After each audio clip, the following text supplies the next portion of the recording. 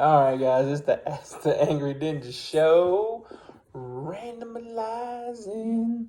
You stole my word. I did see. I like your word. I honestly think it is a good word for podcasting because, we do have a basic idea of what we're going to talk about most times, but we go off a lot. And what better thing to call that than randomizing? It's like caramelizing onions, but it's randomizing. Focal randomization. I'm just saying. Okay, guys. So we are going to talk about a few things, but we will probably, as she did say, because randomizing is a way of life. But we watched a movie tonight. We did. It took us a little while to watch this movie. Yeah, we bought it, 4 or 5 months ago? Something like that. And put it on the shelf and kind of forgot we had it. Yeah. Which is odd because we are giant Tom Hanks fans. We are. I mean, the dude has played 2 of my iconic heroes at this point.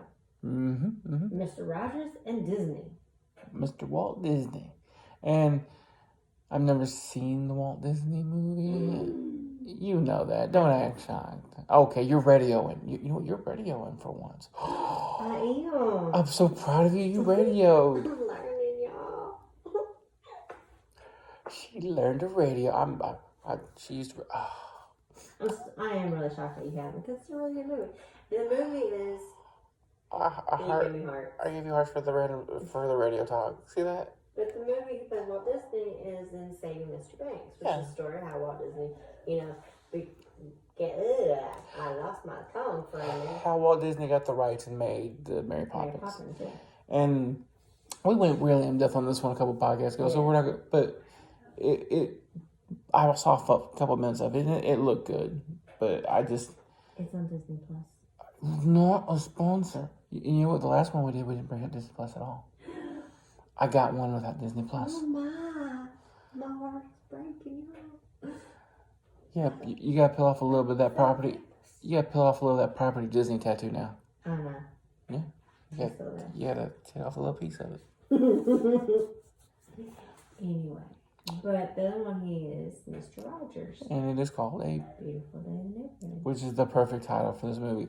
Although I don't want to say necessarily a complaint, because it was a great movie, but I was surprised in how little this movie was actually about Mr. Rogers. See, I was like that too. Like, when it first starts and you have him walking through the door, singing the neighbor song, getting a sweater, I was like all back in my childhood, y'all. Oh, yeah. And then as the movie goes on, this movie ends up being more about the reporter. The magazine writer. Yeah. Than Mr. Rogers. Yeah. And I wasn't prepared, I guess, for that. Because I was thinking, Beautiful Day in the Neighborhood, Mr. Rogers on the cover of, Tom Hanks, Yeah. On the cover of the movie, I'm thinking this movie is Mr. Rogers. But what this movie really focuses on is how Mr. Rogers would go out of his way to help people who truly needed it. And this dude needed help. And this is based on a true story. Yeah. This guy really did write the article. This guy really was going through the stuff. And this really was how Miss Rogers was. Although, my favorite thing in this movie? What? The transitions. Yeah, because they did it in the show. The make-believe land, yeah. Every time it switched scenes, from one location to another, it literally went to make-believe land. And showed his apartment, make-believe land, then showed a little model plane flying through the sky to get to Pittsburgh. It was every transition was like that. It was awesome. It was amazing.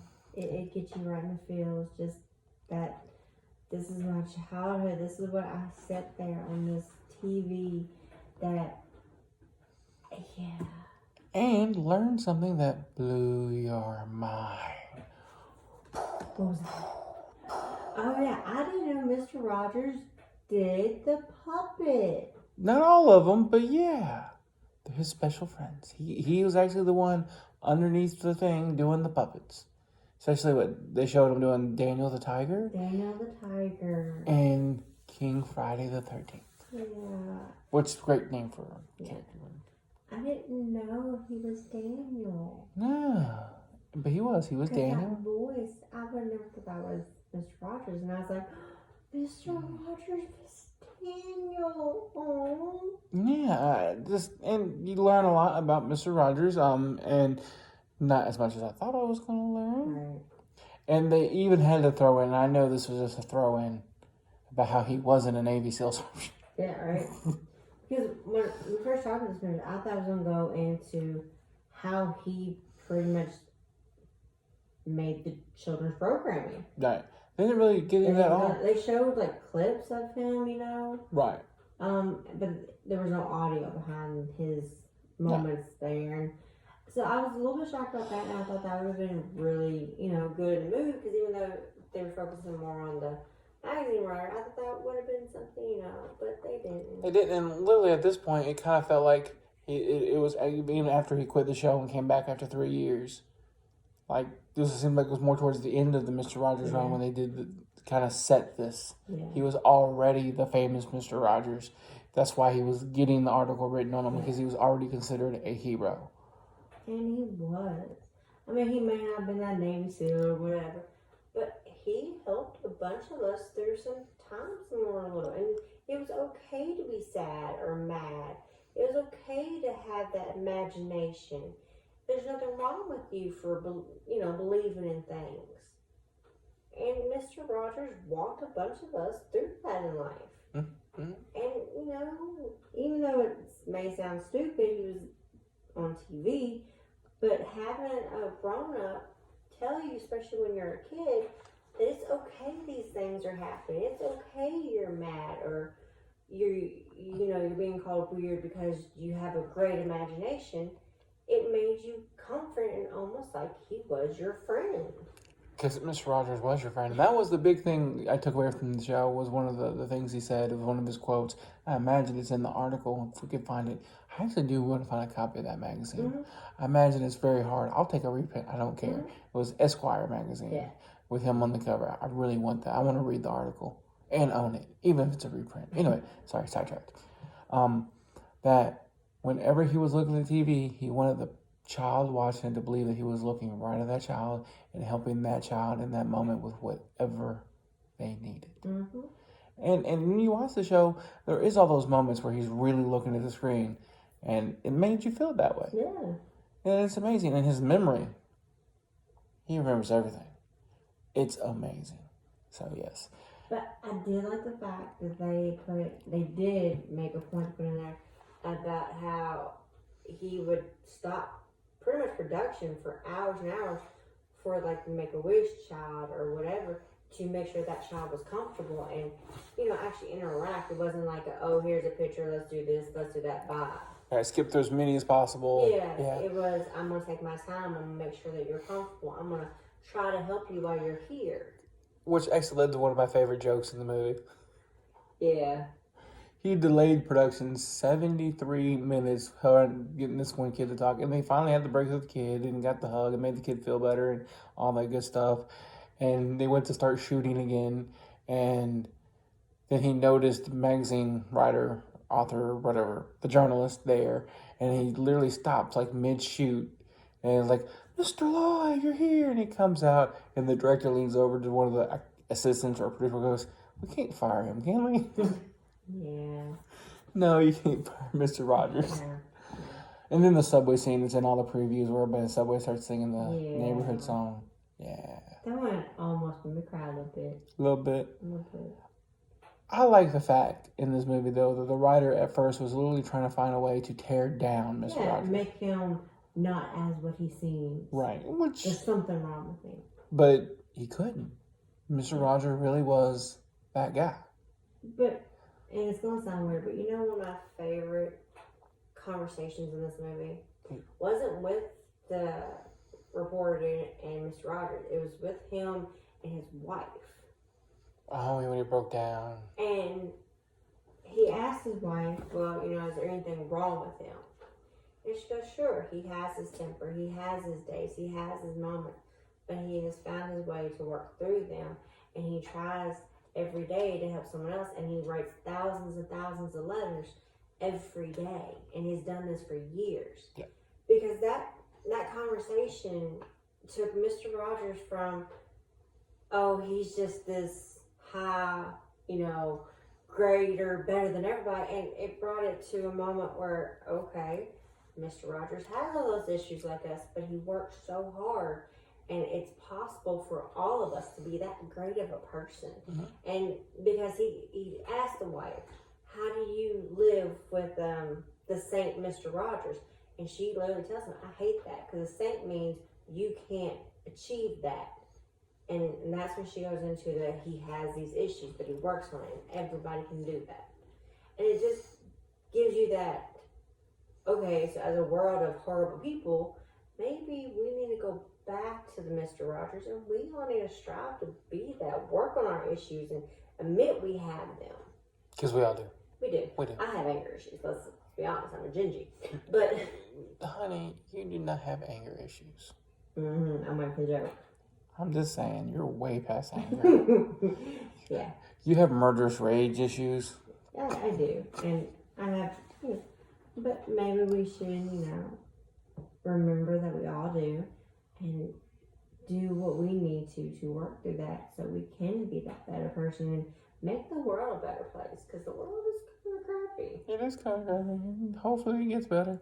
Hopefully everybody watches this movie and goes, oh, I should not be a crappy person anymore. Let's work on, it's not saying be Mr. Rogers, because that man was great. You know what, if you really think about it, when Mr. Rogers went off air is when the world started getting crappy. Right. I think there's a connection. I think the world needs more Mr. Rogers. We need a re-air, reruns. That and Mr. Wizard. Don't know the sounds guy. Not as good as Mr. Wizard. I don't know Mr. Wizard.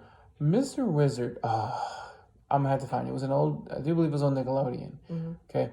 You know all those little science kits we buy for the kids, the stuff you can do at home? This was the guy who would do these experiments like on his kitchen counter, and they filmed it, and it was all stuff you could do at home. And some of the experiments were simple and silly, but it explained science, and some of the stuff was really cool, like launching rockets into the sky and stuff. And basically it was an at-home science kit, but it was an older gentleman, Mr. Wizard, teaching you how to do it. That's neat. It was. I loved watching that show when I was a kid.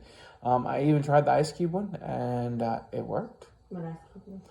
So, if you fill up a glass of water with ice in it, but you fill it to the absolute point where literally it actually creates a little curve of water over the top, to where like if you just nudge it, water's gonna spill, right? And then there's ice in it. What's gonna happen when the ice melts? It's gonna spill. No, and everybody got that one wrong. It's because of displacement and evaporation. As the ice melts, it replaces the space that it's in, and the evaporation happens at the same time, so it stays perfectly balanced.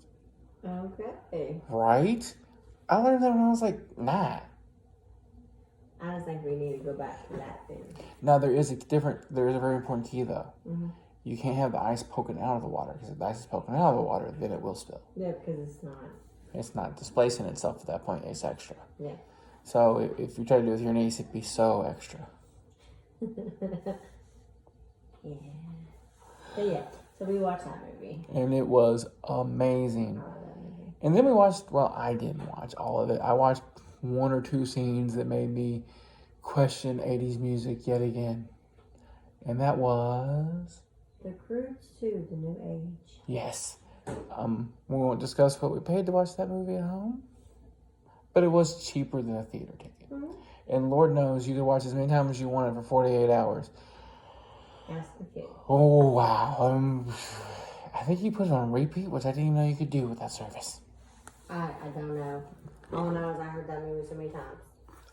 You liked it. I did like it. It starts off sad, though. Was it a Disney movie? No. It was DreamWorks. Okay. No, it starts off with why. I don't know if you watched the first one. No. Did you watch any of it? Do you know who Guy is? I know he's in the second one. Okay, so the character Guy in the first one, Eve and him find each other because she's out of the cave where she's not supposed to, and she's climbing and she finds him fire, and that's how her and him meet because he creates fire. So there's sparks in between them. Yeah, they're engaged or whatever. But in the beginning of the second one, you find out why that fire is so important to him. and why he's traveling and why he's alone, really.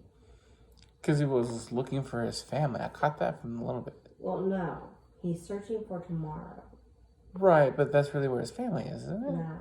Okay, I misunderstood. Yeah. In the beginning of the movie, you see this young guy. Yeah, his name's Guy, but he's probably about, I want to say maybe 8. And he's crying, he's talking to someone that shows his parents are stuck in tar. Oh. And they can't get out. And they tell him to turn around, don't look back. And there was, I think it's the sun going down. And this is a kid's movie? This is how it starts. The sun's going down. And they tell him to just keep searching for tomorrow. And that's why he's always searching. And he doesn't like the dark because, well, Yeah, I so figured. that's why that fire is so important to him. And then it moves into the sillier, more friendly parts. Mm-hmm. And he finds, the family that lived next to him as a kid. And that's where it goes, yeah. But isn't there a little area they call it tomorrow? Yeah. Yeah, that's okay. So when they said go look for tomorrow, they weren't just saying go look for tomorrow. They knew. Yeah, he looks around when they meet the other family, and he goes, this was the tomorrow that they were talking about. Yeah. And yeah, it's a good movie, but it explains why he gets so attached to his fire, why he's so set on moving and looking for tomorrow. Do you know what this reminds me of? You say Disney movie. It does remind me of a Disney movie, but more specifically, there's more to the story. Did you ever see the episodes of The Simpsons with Finding Nemo and being involved? What was it? Okay, I think they used a generic version of Finding Nemo to make the point, but his friend Milhouse, the really scared kid. Yeah, I know The Simpsons. Okay, well, it's not just for you, honey. Remember, we're talking radio. He's always really scared. He's sensitive. They're watching Finding Nemo. Yes. And the mom skips the first chapter always, right? Yes. He literally starts with a child Nemo. And he goes to put it in one day by himself. And sees the beginning with the mass murder of all the fish. Yeah. And it destroys them. I remember that. That's kind of what this reminds me of. It sounds like that part of the movie you should probably skip. Right. Before you let the kid watch it. And all the Simpsons. So maybe it was actually Finding Nemo. Since it's all owned by the same company now. Yeah, it might have been. Yeah. But yeah, it sounds like something like, we could skip this part. The kid don't need to see this part. But it was an important part. Not to an 8-year-old. Actually, our kid loved it. Well, our kid's a little on the edgy side as it is. Well, I'm pushing on Pumpkinhead next year. no, you're not. Yeah, we'll see. But yeah, it was a good movie. I'd watch it again. I mean, it sounds like a good movie. I just had one problem with this movie. You didn't watch either of the movies. How do you know you had a problem with it? It's not necessarily a problem, and it did make me chuckle, but the Thunder Sisters... Oh, when they gotta save the boys? Oh, and the music, it's the worst 80s hair band metal ever. Oh, there's a scene where all the girls come together and unite as one, and they must change their names, and they give them all special nicknames and slap paint on their face, and they come in, and as they're coming in for the last battle, at one point for each one of them, it pauses while their individual 80s hairband music is playing and says their name. Yeah. It literally looks like an old 1980s music video. It's hilarious. It was hilarious. You really had to It was hilarious. Oh. I loved it. It was, and Nicolas Cage's voice always annoys me. Really? Yeah, he's a great actor, but anytime it's just his voice, I just want to cringe. Something about his voice just irritates me. I can just suspend it most of the time when I'm watching this movie, especially if it's a movie I like National Treasure or The Rock or whatever. But something about his voice to me is like nails on a chalkboard. Which isn't his fault, it's just the way he talks. Maybe it's because the first movie I ever saw of his was Valley Girl. Probably. Oh, so bad. Okay. So that is the 2 movies we watched this week. And they were both good. Yeah. just if you're going to watch People Dead Neighborhood, don't be expecting A lot about Mr. Rogers. You're gonna learn a whole lot about a writer you didn't know existed. Yeah. But a good dude in the end. Mm-hmm. He's trying to be a good dad. Even though the movie starts him punching his dad in the face, whatever. He kind of deserved it. Kinda. Pretty much. All right, honey. This seems like it might be a little bit on the shorter side of an episode, but that's okay. Unless you got something you want to hit me with. I thought we were randomizing. I am randomizing, but I just randomized my brain into tired land. I don't know if you noticed. I did a lot of talking. And it put me right to sleep. Oh. You know, I got the divorce order. No, you don't. Yes, I do. No, you don't. I know their number. You probably do know their number because it was the same attorney we used for something else. Yeah. Odd combination of things she does, isn't it? Right? She brings families together and takes them apart. Yeah.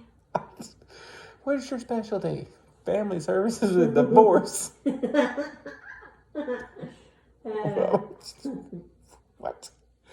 If we help bring them together, then make sure that you want to stay that way. Yeah. Great lawyer, though. I'm going to call her first. I want her on my side. She's vicious.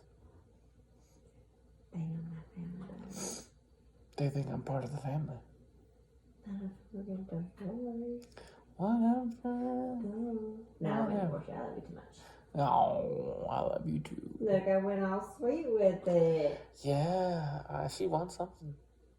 She does. I don't know what it is yet, but I'll find out. Really? Yeah, because you'll tell me because you want it. It's probably chicken nuggets. Ooh, chicken nuggies. I'm probably going to McDonald's run after this is over. Aw, baby Yoda. Chicken nuggets. Chicken nuggies. Okay, and just to let everybody know, we were really slow to the party on The Mandalorian. Well, it's because every time I was ready to watch it, you were at work. Yes. And then when we were together and watched it, the kid would go, no, you can't watch that without me. Right. And then we all had work and school, and then Yes. can't watch. Yeah, it wasn't. Yeah, we were trying. We were trying. But we finally, and you could tell we're behind, watched the first episode of The Mandalorian. Yes. And amazing. I'm really on Mandalorian side, and I can't wait to see more of the baby Yoda, which isn't Yoda, it's Grogu. I know that, thanks to memes. And I'm avoiding all it. Baby Yoda, right? So we will be talking about this show in hindsight. And yeah, we'll be doing that. I got a question. How did you feel about the robot bounty hunter that was a horrible disaster? Funny. Like the one that's impervious and the best shot, like, I'm just going to walk in, oh, I failed, I'm going to self-destruct. What? Wait, what? Yeah. If you had listened to the other guy, you wouldn't have failed. And you're going to, no. But he gets it in the end. That's all that matters. Because he was going to kill. The baby. Which, at 50 years old, you would think would need to be in a baby carriage. Just throwing that out there. Well, he was so cute. He wanted to be taken care of. Right? I can't wait. And apparently at one point he eats some form of chicken nuggets. Chicken nuggies. I haven't seen this yet. We were literally on the first episode. We're going to watch. We've instituted a rule of Mandalorian Sundays. Yes. Until we get caught up. Should be Mandalorian Mondays. Well, we might do Mando Mondays. But we play D&D on Mondays. That's true. Yeah. That's the problem with that. It's D&D day. We're nerds. We are nerds. We're giant nerds. That's fine. My 40th birthday's coming up. What do I want for my 40th birthday? A D&D birthday party. I want a Dungeons and Dragons themed birthday party. And you know what? At the end of the birthday party, you know what I want to do? Play Dungeons and D&D. Oh, yes. That's exactly what I want. I think we should just stick with D&D instead of saying a whole name, because that might be copyright. We might get sued. No, they actually allow people even to do a whole podcast about the game because they see it as good advertisement. Oh, that's very nice. Right? Well, I mean, it's kind of hard as long as you use imagination. Now, you can't use their copyrighted stories, I think what it is. I mean, I get that. Yeah, you have to be making your own stuff, but they let you do it. They're actually really cool. Wizards of the Coast, for real, they created the D20 system, and which made it D&D easier because second edition D&D was ridiculously complicated.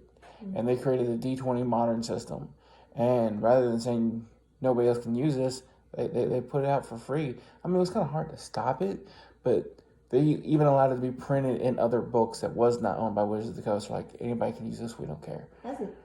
Yeah, it was good because, let's just face it, I don't care what role-playing game you love to play. If you're playing pen and paper role-playing, the standard, the gold standard for that kind of game is Dungeons and Dragons. Yeah. I love D20 Modern. That's a lot of fun. I always want to play Warhammer. I just don't have it in my budget because those figures are expensive. But whenever I think about a role-playing game, and I've played Vampire the Masquerade. I've played D20 Modern. I've played Eat All Flesh, which is a zombie game. I've played a lot. Yeah. I've played a lot. I played Pathfinder. I always end up going back to Dungeons and Dragons. Always will. And a lot of people like that. I do want to get on one game. I just don't know how I'm going to do it. Wow. There's a dude who's been playing with the same group of people for 30-something years. At this point, they're playing the kids of their characters. Okay. And it's the same world. And you got to see this video. Everybody look at this video, 30-year D&D game. This dude has turned his entire house into play sets. And when I say play sets, that's not really true. Recreations, castles, figures. It's amazing. Oh, you're hiding in shame for it. No, I was looking at something. Get off your phone. It's radio time. Radio time. You're saying radio. It's my radio show. I will always think of this as my radio show. Actually, at this point, I think of it as our radio show. Yeah. Because I was losing motivation, and you got it back for me, and thank you. Because I'm awesome. You're awesome. All right, I love you. All right, guys, we are getting out of here. You guys have a wonderful ninja night.